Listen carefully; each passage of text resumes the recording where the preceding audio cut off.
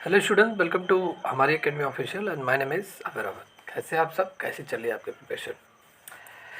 जितने भी स्टूडेंट बिहार बिजली विभाग की जो आपकी भर्ती आई है जूनियर अकाउंट्स क्लर्क के लिए 300 पोस्ट के लिए, जितने भी स्टूडेंट इस फॉर्म को अप्लाई करने जा रहे हैं, 1 अप्रैल से आपके सभी के फॉर्म अप्लाई होना चालू हो जाएंगे। ऑनलाइन डेट स्टार्ट हो जाएगा एंड देन 30 अप्रैल को आपका लास्ट डेट रहेगा इस फॉर्म के ऑनलाइन सबमिशन का। और फिर आपका 1 महीने का समय बस आपको मिलेगा। ठीक है, पूरा अप्रैल हो गया, अप्रैल का मई, बस पूरा मई आपको मिलेगा। मई के लास्ट तक पूरी तरीके से आपके एग्ज़ाम के डेट भी आ जाएंगे। तो काफ़ी अच्छी वैकेंसी है इसमें। आप सभी लोग अगर इस क्लास को देख रहे हैं, जितने भी स्टूडेंट, फॉर्म ज़रूर अप्लाई कीजिए आप सभी लोग। ठीक है, क्योंकि ऐसी वैकेंसी बहुत कम ही बार निकलती है। ठीक है, और जल्दी आती भी नहीं है। जब भी आती है तो ऐसे ही आती है, 300 400 ऐसे ही सीट। ठीक है, और इससे पहले मैंने अभी देखा नहीं है गूगल पे, बाकी ये 300 वैकेंसी आपकी आई है और पूरी तरीके से बिहार सरकार की वैकेंसी है, बिहार बिजली विभाग। आप सभी इस फॉर्म को ज़रूर अप्लाई कीजिए। देखिए, इसकी जो क्लासेस है, पूरी तरीके से आपका जो सिलेबस रहने वाला है वो आपका 100 मार्क्स का आपका पेपर होगा जूनियर अकाउंट्स क्लर्क का, जिसमें से 50 मार्क्स के आपके कॉमर्स के रहने वाले हैं, 50 मार्क्स आपके पूरा कंप्लीट अदर पार्ट्स रहने वाला है आपका। तो 50 मार्क्स जो कॉमर्स का है वो आपका पूरी तरीके से, उसकी बैच पूरी तरीके से जो है वो स्टार्ट होने जा रहा है। 20 मार्च से आपकी क्लासेज स्टार्ट होंगी कॉमर्स की। ठीक है, जितने भी स्टूडेंट जो कॉमर्स को लेकर एकदम से मतलब परेशान है, कॉमर्स में समझ लीजिए उनका प्रिपरेशन जीरो लेवल का है, कॉमर्स छोड़े 2 से 3 साल हो गया, 4 साल हो गया, कॉमर्स उन्होंने पढ़ा हुआ है लेकिन नकल वाले जगह से पढ़ा हुआ है, मतलब कोई नॉलेज नहीं है कॉमर्स की, सिर्फ डिग्री वगैरह आपके पास है, तो कोई टेंशन लेने की ज़रूरत नहीं है। 50 मार्क जो आपके एग्ज़ाम में आएंगे उसकी कंप्लीट प्रिपरेशन आपकी कराई जा रही है हमारी एकेडमी ऑफिशियल ऐप पर। ठीक है, ये एजुकेशनल चैनल है, इसी के नाम से आपको, हमारी एकेडमी ऑफिशियल के नाम से आपको गूगल प्ले स्टोर पर आपको ऐप मिलेगा। गूगल प्ले स्टोर पर जाइए, ऐप को डाउनलोड कीजिए। 20 मार्च से जो क्लासेज स्टार्ट होने जा रही है वो ऐप पर आपकी क्लासेज होंगी। बैच को तुरंत आप ज्वाइन कर लीजिए। बैच की सारी क्लासेस 20 मार्च से स्टार्ट होंगी। ठीक है, और इसमें आपको थियरी, न्यूमेरिकल, एमसीक्यू सभी क्लासेस आपको कवर कराई जाएंगी। विद इन आपका 15 मई से पहले ही आपका सिलेबस पूरा फाइनल भी हो जाएगा। तो जितने भी स्टूडेंट अवेयर हैं, पूरी तरीके से तैयारी करना चाहते हैं, तो आप जल्दी से जल्दी बैच को ज्वाइन कर लीजिए। ओके, चलिए, आज की क्लास इंपॉर्टेंट है। मैं यहाँ पे डेली बेसिस पे कुछ क्लासेस आप सभी के लिए लाता रहूँगा जो इम्पोर्टेंट है आपके एग्ज़ाम के पॉइंट ऑफ व्यू से। आपके एग्ज़ाम में टैक्सेशन लिखा हुआ है, टैक्सेशन में आपका डायरेक्ट इनडायरेक्ट दोनों आएगा, इनकम टैक्स भी आएगा और इनडायरेक्ट जीएसटी भी आपका आएगा। इनडायरेक्ट टैक्स में इनकम टैक्स आपका आएगा, लेकिन उन्होंने कहीं मेंशन नहीं किया कि डायरेक्ट टैक्स में कहाँ से, किस चैप्टर से आएगा। लेकिन मैं जितना पढ़ाऊँगा वो सफिशिएंट रहेगा, उतना पढ़ लेंगे। उसके मतलब उससे कम या उससे ज़्यादा आपको पढ़ने की कोई ज़रूरत नहीं है। ठीक है, पूरा क्लास में कवर करूँगा। तो आज का जो क्लास है इंपॉर्टेंट है आप सभी के लिए। इनकम टैक्स का एक इम्पॉर्टेंट सेक्शन है। ठीक है, एक इम्पॉर्टेंट टॉपिक है। वो टॉपिक क्या है? डिडक्शन से है। बहुत सारे 80C से लेकर 80U तक के डिडक्शन आपके एग्ज़ाम में पूछे जाते हैं। तो आज जो क्लास है वो है डिडक्शन, जो आपका है वो सेक्शन 80C है, मतलब धारा 80C। ठीक है, अब ये है क्या, पहले इसको मैं डिस्कस कर लेता हूँ। देखिए, डिडक्शन आपके इनकम टैक्स का एक इंपॉर्टेंट चैप्टर है। इससे बहुत सारे क्वेश्चन, न्यूमेरिकल्स, एमसीक्यू दोनों आपसे पूछे जाते हैं। न्यूमेरिकल्स और थियरी दोनों आपसे पूछे जाते हैं। क्लियर? अब देखिए, डिडक्शन क्या है ये मैं पहले आपको क्लियर कर दूँ। जैसे अगर आप एक टैक्स पेयर है, ठीक है, मोर देन 3 लाख रुपीज़ आपकी इनकम है, 3 लाख रुपए तक का नील है, 3 लाख 1 रुपए से अगर एक्स्ट्रा पैसा आप कमाते हैं तो आपको टैक्स देना पड़ेगा इंडियन गवर्नमेंट को। तो इंडियन गवर्नमेंट भी, अगर आप मान लेते हैं 3 लाख से 5 लाख, 6 लाख, 10 लाख, कितना भी आप कमा रहे हैं, अगर आप टैक्स के दायरे में आ रहे हैं तो टैक्स पे करना पड़ेगा। तो भारत सरकार ये कहती है कि आपको टैक्स में छूट भी दिया जाएगा और कटौती भी दी जाएगी। दो बातें हैं यहाँ पर। एक है आपको छूट मिलेगा जो भारत सरकार खुद ही देगी आपको, जिसे हम बोलते हैं क्या, एग्जेम्प्ट। ठीक है, EXEMT, एग्जेम्प्ट। बहुत सारी हमारी जो इनकम होती है उस इनकम पे गवर्नमेंट खुद ही टैक्स नहीं लेती है, एग्जेम्प्ट होता है वो। ठीक है, कर पूरी तरीके से कर मुक्त होता है। हिंदी में अगर हम कहें तो बहुत सारी इनकम हमारी होती है जो कर मुक्त होती है। जैसे एग्रीकल्चर इनकम इसका बेहतरीन एग्जाम्पल है। एग्रीकल्चर इनकम, कृषि आय, आपका आपकी खेती बाड़ी है, अगर आप कृषि करके पैसे कमा रहे हैं तो गवर्नमेंट आपसे कोई भी टैक्स वगैरह नहीं लेगी, तो ये एग्जेम्प्ट होता है। ठीक है, ऐसे बहुत सारे हैं। और दूसरा जो टर्म्स है वो है आपका डिडक्शन। डिडक्शन मीन आपका क्या, कटौती। ठीक है। डिडक्शन मीन्स कटौती, ये गवर्नमेंट आपको देगी। डिडक्शन आपकी मतलब टोटल जितनी भी आपकी टैक्सेबल इनकम है उनमें आपको गवर्नमेंट टैक्स डिडक्शन आपको देगी, ठीक है। कटौती देगी कि आपकी भाई टैक्सेबल इनकम थोड़ी कम हो जाए, आपको टैक्स कम पे करना पड़े, गवर्नमेंट भी चाहती है। और अगर आपको डिडक्शन लेना है अपनी टैक्सेबल इनकम पर, मान लेते हैं अगर आप 10 लाख रुपए कमा रहे हैं, ठीक है, आप डिडक्शन लेना चाहते हैं तो आप गवर्नमेंट से आपको मांगना पड़ेगा, डिडक्शन कटौती के लिए आपको मांगना पड़ेगा, ठीक है। एक तरीके से कहूँ कि अगर आपको कटौती चाहिए तो आपको डॉक्यूमेंट वगैरह दिखाने पड़ेंगे, ठीक है, डॉक्यूमेंट वगैरह दिखाने पड़ेंगे। इसी के लिए बनाया गया है डिडक्शन के दायरे में सेक्शन 80C से लेकर 80U तक, ठीक है, पूरा डिडक्शन के बारे में एक्सप्लेन किया गया है। सेक्शन 80C मतलब धारा 80C से धारा 80U तक कटौती के बारे में पूरी तरीके से इनकम टैक्स एक्ट 1961 में पूरी तरीके से एक्सप्लेन किया गया है। क्लियर। तो एग्जाम्पशन जो आपकी इनकम होती है, जो एग्जाम्प्ट होती है, वो गवर्नमेंट खुद ही आपको देती है, आपसे नहीं पैसा चार्ज करेगा, कोई भी टैक्स गवर्नमेंट उस इनकम पे आपसे नहीं लेगी। गवर्नमेंट कहेगी हमें आपके इस इनकम पे टैक्स नहीं चाहिए। लेकिन डिडक्शन गवर्नमेंट नहीं, गवर्नमेंट से अगर आपको डिडक्शन अगर आपको लेना है तो आपको खुद ही गवर्नमेंट से मांगना पड़ेगा, कटौती के लिए खुद ही अप्लाई करना पड़ेगा, फॉर्म भरना पड़ेगा, ठीक है, सारे डॉक्यूमेंट्स आपको दिखाने पड़ेंगे। तो ऐसे बहुत सारे सेक्शन है, सेक्शन 80C से लेकर सेक्शन 80U तक का आपका है, धारा 80 से धारा U तक का है। तो क्लियर है डिडक्शन क्या होता है, एग्जाम्पशन क्या होता है, ठीक है। अब यहाँ आज की जो क्लास में है ओनली 80C के बारे में हम बात करेंगे। डेली बेसिस में मैं आपका एक एक सेक्शन लाता रहूँगा, क्योंकि एक एक सेक्शन भी अपने आप में इम्पॉर्टेंट है, काफ़ी इसकी थियरियाँ काफ़ी बड़ी बड़ी है, ठीक है। तो बहुत सारी चीज़ें एक एक सेक्शन में आपको बहुत सारी चीज़ें पढ़नी पड़ेंगी, ठीक है, कि कौन लोग एलिजिबल होते हैं, मतलब इस सेक्शन के लिए छूट के कटौती के लिए, कौन लोग कटौती के योग्य नहीं हैं, किस इनकम पे आपको कटौती मिलेगा, बहुत सारी चीज़ें हैं। तो डेली एक एक सेक्शन में आपको कवर कराता रहूँगा।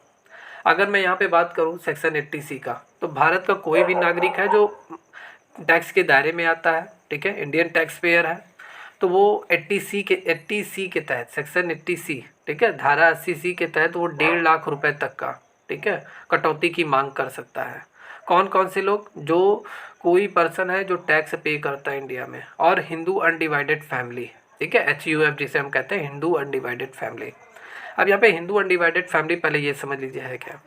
जैसे बहुत सारे अभी आपने बिजनेस वगैरह देखा होगा कि एक ही परिवार के लोग 4 से 5, ठीक है, 2 से 3, 4 से 5 जैसे होते हैं, एक घर में अगर 2 भाई हैं, 3 भाई हैं, उनके बच्चे सभी मिलकर एक साथ बिजनेस करते हैं, ठीक है। तो गवर्नमेंट उन्हें एक तरीके से हिंदू अनडिवाइडेड फैमिली के रूप में ट्रीट करती है, एक कंपनी मानती है उन्हें, ठीक है, एक कंपनी के रूप में मानती है, ट्रीट करती है, तो उनकी इनकम पे भी टैक्स लगता है, ठीक है।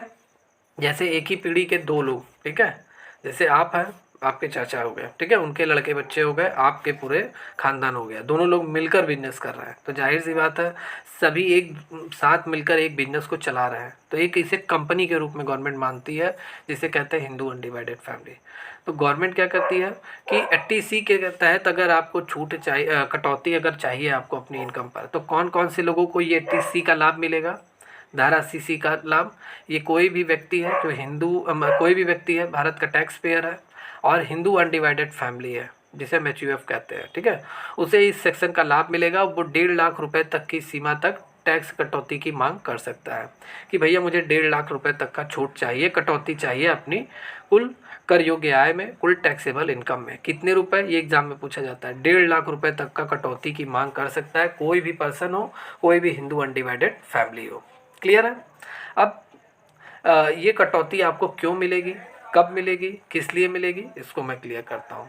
तो देखिए, इस कटौती को पाने के लिए गवर्नमेंट कहती है कि आप अपने पैसे को इन्वेस्ट कीजिए, ठीक है, आप अपने पैसे को इन्वेस्ट कीजिए। कहाँ कहाँ इन्वेस्ट करना है, अगर आप पैसे इन्वेस्ट कर रहे हैं तो वो आपको दिखाना पड़ेगा कि आप पैसे कहाँ कहाँ इन्वेस्ट किए हैं। उसी आधार पे आपको आपकी टोटल इनकम पर 80C के तहत, धारा 80C के तहत आपको कटौती मिलेगा आपकी इनकम पे, ठीक है, आपकी इनकम में कटौती मिलेगी टैक्सेबल इनकम पे, ठीक है। जैसे 10 लाख है तो 10 लाख पे अगर आप 1.5 लाख का कटौती ले लेते हैं तो आपको कितना पे करना पड़ेगा, तब आपको 8.5 लाख रुपए तक की इनकम पे आपको क्या टैक्स पे करना पड़ेगा, ठीक है। समझ में आया आपको। या तो कौन कौन से आपको किन किन चीज़ों में आपको निवेश करना है, इन्वेस्ट करना है अपने पैसे, ठीक है, किन किन। तो धारा 80C के तहत टैक्स कटौती में मतलब कटौती का फ़ायदा टैक्स बचाने वाले साधनों में निवेश करके किया जा सकता है, कटौती की मांग। तो सबसे पहले है कि आपको एम्प्लॉय प्रोविडेंट फंड, जिसे हम कहते हैं EPF, EPF means employer provident fund. अगर आप एक सरकारी कर्मचारी हैं, ठीक है, या अगर आप एक प्राइवेट कर्मचारी भी हैं, तो आपका जो एम्प्लॉयर है, मतलब आपका जो बॉस है, वो आपको सैलरी देते समय कुछ परसेंट हिस्सा आपका ईपीएफ में ट्रांसफ़र कर देता है, ठीक है। और आफ्टर रिटायरमेंट के बाद आपको वो ईपीएफ, मतलब वो रिटायरमेंट के बाद आपको वो पैसा मिलता है। और गवर्नमेंट कहती है कि अगर आपने ईपीएफ में पैसा जमा किया हुआ है तो इस पे आपको छूट मिलेगा, ठीक है। आपको जो टोटल रिटायरमेंट के बाद जो पैसा मिलेगा उस पे आपको डिडक्शन मिलेगा, ओके। तो मतलब ईपीएफ क्लियर है, मतलब वैधानिक अनुपालन के अनुसार जो आपका नियोक्ता और कर्मचारी दोनों लोग, ठीक है। यहाँ पे आप समझिए, देखिए यहाँ पे कह रहा है कि एम्प्लॉयर और एम्प्लॉय दोनों कंट्रीब्यूट करते हैं अपनी सैलरी का 12%। ये भी एग्जाम में पूछा जाता है, कितना परसेंट अपनी सैलरी का, 12% सैलरी का, अपनी बेसिक सैलरी का वो पेड करते हैं एम्प्लॉय प्रोविडेंट फंड में। और किस पर्पज़ से, किस उद्देश्य से, कि रिटायरमेंट के बाद उन्हें ये बेनिफिट मिलेगा, क्लियर। और ये जो इनकम आपको मिलेगी इस पर कोई भी टैक्स नहीं लगेगा, पूरी तरीके से ये कटौती के योग्य रहेगा।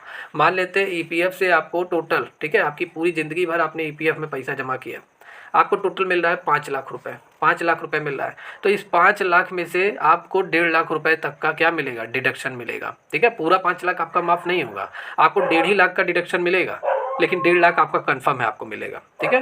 1.5 लाख आपको कन्फर्म है मिलेगा। बाकी इसकी जो इनकम रहेगी 3.5 लाख, 3.5 लाख पे आपको टैक्स देना पड़ेगा, ठीक है। बाकी इसमें 5 लाख में 1.5 लाख तक का आपको कटौती मिलेगा आपकी इनकम में, क्लियर है। सेकंड है, अगर आपने लाइफ इंश्योरेंस प्रीमियम, ठीक है, अगर आप एलआईसी में कोई पॉलिसी वगैरह अगर आपने लिया हुआ है और पॉलिसी की प्रीमियम आप जमा कर रहे हैं, तो गवर्नमेंट ये भी कहता है कि आप अगर एलआईसी अगर आपने खुलाया हुआ है, पॉलिसी लिया हुआ है, उस पर प्रीमियम जो आप जमा कर रहे हैं उस पर भी आपको पूरी तरीके से उस प्रीमियम की अमाउंट भी आपकी पूरी तरीके से क्या होगी, एग्जेम्प्ट होगी, एक तरीके से कटौती उस पर भी आपको मिलेगा, क्लियर। मतलब लाइफ इंश्योरेंस पॉलिसी लेने के लिए जो प्रीमियम चुकाए जाते हैं वे सभी धारा 80C के तहत कटौती के कर योग्य होते हैं। और जितना भी प्रीमियम आप जमा करेंगे वो टोटल जो नेट उसकी मतलब इनकम होगी प्रीमियम की, उस पर आपको कोई भी टैक्स नहीं देना है धारा 80C के तहत। मतलब लाइफ इंश्योरेंस प्रीमियम की राशि 80C के तहत पूरी तरीके से क्या है, कटौती के योग्य है, क्लियर है। या जैसे आपकी सैलरी जो है ना, मतलब आपकी जो इनकम है वो बहुत सारी चीज़ों से ऐड होकर आपकी बनती है। जैसे अगर आप किसी कंपनी में काम कर रहे हैं तो इनकम फ्रॉम सैलरी आपका हो गया। अगर आप आपकी मतलब प्रॉपर्टी वगैरह काफ़ी ज़्यादा है, अगर आपने अपने घर को किराए पे दे रखा है तो इनकम फ्रॉम हाउस प्रॉपर्टी हो गया, ये भी इनकम आपकी हो गई। इनकम फ्रॉम अदर सोर्सेज में जैसे आप सट्टेबाजी या ऑनलाइन गेम्स वगैरह से पैसे कमा रहे हैं तो ये भी इनकम आपकी ऐड होगी आपकी सैलरी में, मतलब आपकी टोटल नेट इनकम में ऐड होगा, क्लियर। इन सब के साथ साथ अगर साइड बाय साइड अगर आप बिजनेस कर रहे हैं तो उसकी भी इनकम आपकी पूरी तरीके से ऐड होगी, ठीक है। तो बहुत सारी इनकम होती है, सभी इनकम ऐड होकर ही आपको पूरी टोटल इनकम आपकी निकाली जाती है और उस पर आपका टैक्स लगता है, ठीक है।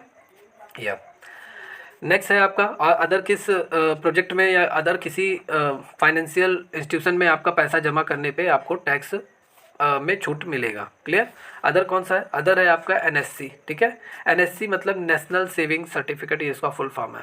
अगर आप एनएससी में पैसा जमा कर रहे हैं नेशनल सेविंग सर्टिफिकेट में, तो जितना भी पैसा आप जमा करते हैं उसमें से आपका मान लेते हैं अगर 1.5 लाख से अधिक है तो भी 1.5 लाख तक का आपको पूरी तरीके से डिडक्शन आपको मिलेगा। मतलब ये एनएससी कौन प्रोवाइड कराता है, तो ये भारत का कोई भी डाकघर है, ठीक है, डाकघर द्वारा, डाक विभाग द्वारा ये सेवाएँ आपको एनएससी की दी जाती है। एक तरीके से ये नेशनल सेविंग सर्टिफिकेट होता है जहाँ पर आप अपने पैसे को जमा करते हैं, सेविंग अकाउंट आप ओपन करा के डाक खाने में पैसा अपना जमा करते हैं, ठीक है। तो राष्ट्रीय बचत प्रमाण पत्र ये होता है और यह स्कीम भारत सरकार के डाक विभाग द्वारा दी जाती है। किसके द्वारा दी जाती है, भारत सरकार के डाक विभाग द्वारा। और ये राष्ट्रीय बचत प्रमाण पत्र आपका होता है। इस स्कीम के तहत किए गए निवेश पर टैक्स योग्य कटौती की जा सकती है। अगर आपने निवेश किया हुआ है एनएससी में, अगर आपने इन्वेस्टमेंट किया हुआ है, पैसा जमा किया हुआ है एनएससी में, तो इसकी निवेश पर जितना भी इनकम आपका बनेगा, ठीक है, वो टैक्स योग्य आय में आपकी जितनी भी टैक्सेबल इनकम इससे बनेगी वो पूरी तरीके से क्या उसमें कटौती की जा सकती है, ठीक है। आप राष्ट्रीय बचत प्रमाण पत्र जारी, ठीक है, प्रमाण पत्र में राशि जमा करके 80C के तहत कटौती का फ़ायदा ले सकते हैं, ठीक है। मतलब अगर आपकी टोटल इनकम मैं मान लेता हूँ 6 लाख रुपए है, आपने एनएससी में भी पैसा जमा किया हुआ है, एनएससी में एक मोटे मोटे तौर पर अगर आपने 80,000 रुपये एनएससी में जमा किया हुआ है, ठीक है, तो गवर्नमेंट कहता है कि अगर आप किसी भी मतलब कहीं पर भी पैसा आप इन्वेस्टमेंट जमा करते हैं, किन किन साधनों में, अगर आप जिन जिन साधनों मतलब ईपीएफ में अगर आप पैसा जमा करते हैं, एनएससी में आप जमा करते हैं, एलआईसी में जमा करते हैं, ठीक है, तो आपको पूरी तरीके से जितनी भी इनकम वहाँ पे मतलब जितना भी पैसा आप जमा करेंगे वो पूरा पैसा कटौती के योग्य होगा, वो आपकी नेट इनकम में से पूरी तरीके से लेस हो जाएगा, ठीक है। अब 80,000 अगर आपने एनएससी में जमा किया तो 80,000 हम यहाँ पे लेस कर देंगे, तो आपको टोटल 5,20,000 रुपये पे आपको अपना टैक्स पे करना पड़ेगा, अपनी इनकम मतलब 5,20,000 पे आपको इनकम टैक्स पे करना पड़ेगा। क्लियर है कॉन्सेप्ट आपका? ये तो 80C के तहत एनएससी आपका हो गया। अदर किन साधनों में आपको इन्वेस्ट करना है, जैसे अगर आप अपने बच्चों की ट्यूशन फीस जमा करते हैं, ठीक है, आजकल भारत के किसी भी कॉलेज या विश्वविद्यालय के लिए दी जाने वाली जो ट्यूशन फीस होती है, ठीक है, ट्यूशन फीस वो 80C के तहत वो भी पूरी तरीके से कटौती के योग्य है। कोई भी पर्सन इस कटौती का लाभ ले सकता है जो टैक्स पेयर है, ठीक है, और 2 बच्चों की ट्यूशन फीस पूरी तरीके से माफ़ रहती है। केंद्र सरकार आपके 2 बच्चों की ट्यूशन फीस जितना भी आप भरपाई कर रहे हैं वो आप अपने टोटल नेट इनकम में उसको लेस करवा सकते हैं धारा 80C के तहत। जैसे अगर आपकी इनकम टोटल 5 लाख रुपए है, टोटल इनकम, ठीक है, 5 लाख, आप अपने दोनों बच्चों की अगर ट्यूशन फीस मैं कह देता हूँ कि 2-2 हज़ार रुपये आप भर रहे हैं, 4,000 भर रहे हैं, तो इस 4,000 को आप अपनी नेट इनकम में से कम करवा सकते हैं धारा 80C के तहत, सेक्शन 80C के तहत। तब आपको कितना देना पड़ेगा? 4,96,000 रुपये पे आपको टैक्स पे करना पड़ेगा। क्लियर है कॉन्सेप्ट? या देखिए, अगर आपने होम लोन ले रखा है, आपने घर खरीदा हुआ है और आप होम लोन अगर आपने ले रखा है, ठीक है, तो होम लोन पे जितना भी प्रीमियम अगर आप जमा कर रहे हैं, ठीक है, जितना भी इंस्टॉलमेंट जमा कर रहे हैं, सॉरी इंस्टॉलमेंट जितना भी जमा कर रहे हैं होम लोन लेने के बाद बैंक में जितना भी आप इंस्टॉलमेंट जमा कर रहे हैं, ठीक है, जितना जैसे अगर आपने 5 लाख रुपए का लोन लिया हुआ है बैंक से अपने अपने घर बनवाने के लिए, ठीक है, अब आप 5 लाख तो आप बैंक को पे ही कर रहे हैं और प्लस अगर आप बैंक वाला आपसे इंटरेस्ट भी लेगा, अगर उसने लोन दिया हुआ है 1 लाख के आपका बैंक वाला आपसे लोन भी ब्याज भी आपसे ले रहा है, तो ये 1 लाख जो है ये पूरी तरीके से धारा 80C के तहत कटौती के योग्य है, इस पर आपकी टोटल कोई भी टैक्स नहीं पे करना पड़ेगा, ठीक है। नेक्स्ट है, अगर आपने पोस्ट ऑफिस में फिक्स डिपॉजिट कराया हुआ है, पैसा अपना फिक्स करा दिया है। फिक्स डिपॉजिट क्या होता है? आप अपने पैसे को 10 साल, 20 साल, 8 साल, 9 साल, 10 साल, कितने भी साल के लिए आप अपने पैसे को जमा कर देते हैं एक मुफ्त। जैसे अगर आप पोस्ट ऑफिस में या किसी बैंक में अगर 10 साल के लिए अगर आपने 10 लाख रुपए जमा कर दिया, ठीक है, तो बैंक वाला आपका पैसा से बिजनेस करेगा, पैसा कमाएगा, किसी को लोन देगा, इधर उधर आपका पैसा वो यूज करेगा और आपको 10 साल बाद वो मैच्योरिटी आपको देगा, कहेगा 10 साल बाद आपको 10 लाख की जगह मैं आपको 15 लाख रुपए दूंगा, ठीक है। बैंक वाला आपका 10 साल पैसा उसने यूज किया लेकिन आपको दे क्या रहा है? आपको 5 लाख एक्स्ट्रा दे रहा है, आपको 10 साल बाद 10 लाख तो दे ही रहा है और 5 लाख आपको इंटरेस्ट भी दे रहा है, ठीक है। तो ये होता है आपका फिक्स डिपॉजिट, एक तरीके से आपकी एसेट्स मानी जाती है, फिक्स एसेट्स मानी जाती है, रखा हुआ पैसा। तो पोस्ट ऑफिस में अगर आपने फिक्स डिपॉजिट कराया हुआ है, मिनिमम 5 साल के लिए अगर आपने कराया हुआ है, तो धारा 80C के तहत आप कटौती का फ़ायदा ले सकते हैं।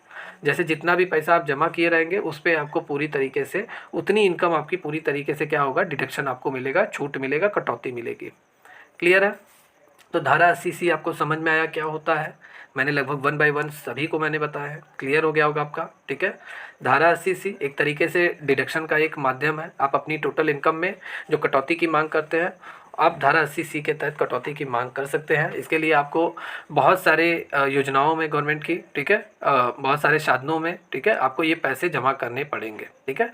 एम्प्लॉयर प्रोविडेंट फंड है आपका, और क्या है, लाइफ इंश्योरेंस कॉर्पोरेशन में अगर आपने पैसा जमा किया हुआ है, एनएससी अगर आपने कराया हुआ है, नेशनल सेविंग सर्टिफिकेट, या आपके बच्चों की ट्यूशन फीस हो गया, होम लोन पे जो आपको इंटरेस्ट पे करना पड़ रहा है बैंक को वो हो गया, पोस्ट ऑफिस में अगर आपने फिक्स डिपॉजिट कराया हुआ है, तो इन सभी इन्वेस्टमेंट अगर आपने किया हुआ है, निवेश किया हुआ है, ठीक है, इन सभी साधनों में, तो आपको डिडक्शन मिलेगा धारा 80C के तहत। क्लियर है? एक छोटा सा टॉपिक था जो मैंने आज आप सभी से डिस्कस किया है। तो जितने भी स्टूडेंट जो बिहार बिजली विभाग की तैयारी कर रहे हैं, जितने भी स्टूडेंट इस क्लास को देख रहे हैं, आप सबकी क्लासेज ऐसे ही डिटेल में क्लासेज आपकी चलेंगी 20 मार्च से। जितने भी स्टूडेंट अगर क्लास को करना चाहते हैं, कॉमर्स की तैयारी बेहतरीन करना चाहते हैं, कॉमर्स सेक्शन अपना मजबूत करना चाहते हैं, तो आपकी क्लासेस 20 मार्च से स्टार्ट हो रही हैं। जल्दी से जल्दी आप लोग बैच को ज्वाइन कर लीजिए। बाकी आज जितने भी स्टूडेंट बैच ज्वाइन किए हुए हैं, काफ़ी स्टूडेंट आज बैच ज्वाइन किए हुए हैं, मैं आप सभी से बता दूँ आपकी क्लासेस 20 मार्च से स्टार्ट हो रही हैं, ठीक है। ऐप को डाउनलोड कर लीजिए, गूगल प्ले स्टोर पर आपको मिल जाएगा। कोई भी जानकारी अगर आपको चाहिए तो दिए गए नंबर पे आप कॉल करके जानकारी वगैरह ले सकते हैं कोर्स के बारे में। ओके, तो मिलते हैं नेक्स्ट क्लास में, तब तक के लिए take care and good bye.